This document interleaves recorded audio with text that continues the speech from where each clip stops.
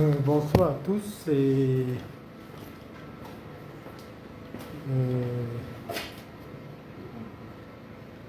merci au groupe de recherche pour l'intérêt qu'il porte à l'histoire, et singulièrement à Jean Bouindé.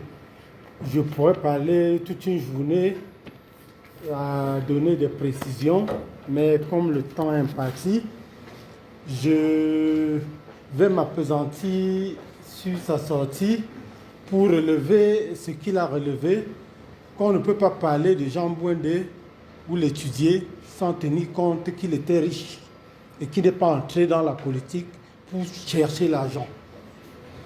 Deuxièmement, pourquoi il est entré au maquis? Il est entré au maquis pour se réfugier et lutter pas avec les armes pour l'indépendance du Cameroun. La preuve, il continuait à collecter les subsides pour aller au Cameroun occidental, donner aux Moumiers et consorts. Sauf que en 1956, les choses changent. L'UPC interdite en tant que parti d'aller aux élections législatives. Et le CNO est créé pour boycotter ces élections. En 1957, il y a le SNDK de Singa-Matin qui est créé. Le pouvoir, parce que là, il faut distinguer trois types de nationalistes. Les nationalistes qui sont pour la guerre dure, les nationalistes modérés et les nationalistes institutionnels. Il y a trois types. Donc, le CNO est créé, c'est des radicaux. Le SNDK est créé, dirigé par Singa Martin. Elle dure toujours. Et le pouvoir colonial répond en créant le Parti des paysans indépendants. Djoumessi Mathias, Giné Michel, Prince Bazou et consorts. Giné Michel, c'est qui? C'est un pro-UPCiste. Quand aux élections de 1952, l'UPC est interdite de présenter les candidats dans la subdivision de Bafan, Jean Bouindé supporte Giné Michel, qui n'est pas UPCiste. Et il passe. Donc dans la tête des gens de la subdivision de Bafan, Giné est UPCiste. Djoumessi, ancien UPCiste. Prince Bajou, ils ont collaboré avec l'UPC. Et donc, le pouvoir les utilise, UPC étant interdite, pour reprendre l'aura de l'UPC. Mais, il leur confie une mission également, saboter l'action de l'UPC. Ce qui fait que sur le terrain, le parti de paysans indépendants se fait passer pour l'UPC, Union des paysans du Cameroun. Et chaque fois qu'on entend parler de l'Union des paysans du Cameroun, on croit que c'est la vraie UPC. Et donc, quand on vient quelque part, on dit que Jean Bouindé vous appelle à une réunion de l'UPC. Vous venez, on sait que vous êtes les vrais UPCistes, on vous tue. C'est ça l'origine du terrorisme en pays bamileke.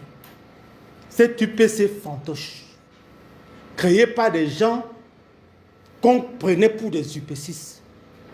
Et donc, en 1959, quand on crée l'armée de libération nationale camerounaise, le pouvoir colonial, et qu'on confie à Singa Martin, le pouvoir colonial fait donc tout pour retourner Singa Martin et Momopol. Et il s'associe avec les Giné et consorts pour créer le massacre. C'est en 1959 que les agents de Singa et consorts viennent dans les plantations de Jean Bouindé pour chercher à le tuer Et quand ils ne réussissent pas, ils disent qu'ils se transforment en plants de café. C'est comme ça qu'on abat 11 000 plants de café. Parce qu'on estime qu'en abattant le café, on va l'abattre. Dans ces conditions, en 1959, Jean Bonde fait une circulaire. Parce que demandez-vous pourquoi les populations le suivent bêtement. En 1959, par exemple, on a fait réunir toujours ces gens-là, des nationalistes, notamment. Et on leur a dit, venez avec des lampes allumées sur la tête, à Newton, à Babanka. Quand ils sont sortis, on a constaté que c'est des vrais multinationalistes. On les a tués en centaines. C'est là où Jean Bonde a fait une lettre circulaire dont la commission a copié pour dire aux militants attention, la vraie fausse UPC est là, cachez-vous. C'est là où les gens ont quitté les villes pour les champs et attendaient l'indépendance.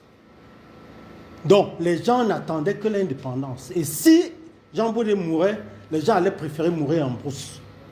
Donc, il a sauvé des populations. C'est pour ça que, quand Ahidjo proclame la loi d'amnistie, il en profite pour sortir, et pas pour Bafang, parce qu'à Bafang, l'autorité était toujours conduite par un administrateur colonial. Il sort par Douala, où le préfet s'appelle Guillaume Seke. Et c'est de Douala qu'Ahidjo comprend qu'il est sorti et le fait monter à Yaoundé. Il monte à Yaoundé. Ahidjo avait envoyé 300 militaires de la communauté française à Bafang pour déloger les gens du maquis. Ils ont mis 3 mois, ils n'ont pas sorti une personne. Et dans la ville de Bafang, il n'y avait que 75 personnes. Donc, Ahidjo lui confie cette mission. Il dit à Ahidjo, on a détruit mes maisons à Bafang, je ne sais pas comment je vais rentrer à Bafang. Mais avant de le faire, l'administrateur colonial doit partir. Et on doit m'envoyer à Bafang les militaires camerounais. Je ne veux pas travailler avec les soldats de la communauté. Ahidjo a accepté à tout cela. Il est rentré à Bafang. Ahidjo a demandé qu'on lui donne une maison de fonctionnaire. C'est là où il habitait. Et maintenant, vous avez parlé des non-dits. Des négociations avec Ahidjo. Ahidjo lui a demandé à Assalé qu'on évalue les pertes qu'il a subies en 1955, le 29 mai. Ça a été fait, envoyé en France. La France a envoyé 70 millions que Jean Bonde n'a jamais reçu. Voilà la partie non dite. Bon, il y a plein de choses. Hein.